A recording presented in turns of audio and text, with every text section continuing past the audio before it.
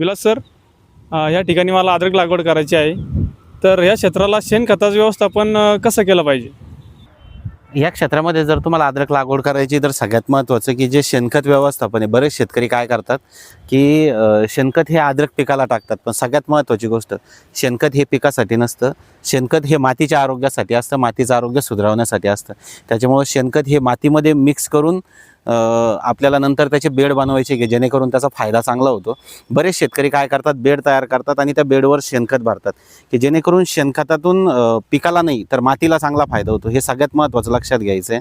आणि शेणखतामध्ये ज्या काही असणाऱ्या बुरशी आहेत त्याच्यामुळे होणारे जे काही किडे तयार होणारे हे आपल्या अद्रकीला नुकसान पोहोचवतात.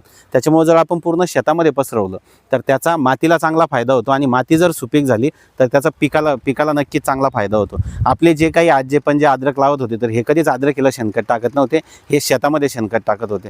तर ह्या गोष्टीचा नक्कीच विचार करायचा आहे आणि ज्या गोष्टीतून आपल्याला चांगला फायदा होतोय त्याच गोष्टी करायच्या आहे. आता जे काही आपण नवीन तंत्रज्ञान आणि इतरांचं पाहून जे करतोय त्याच्यातून आपल्याला किती फायदा होतोय हेही पाहणं तेवढंच गरजेचं आहे. त्याच्यामुळं शेणखत मळी जे काही वापरणार आहे आपण ते आपल्याला मातीसाठी वापरायची आहे, ही गोष्ट लक्षात घेऊनच आपण त्याचं ॲप्लिकेशन करायचं आहे. अशाच माहितीपूर्ण व्हिडिओसाठी आपल्या पहिलं लाईक करा, शेअर करा आणि सबस्क्राईब करायला विसरू नका. धन्यवाद.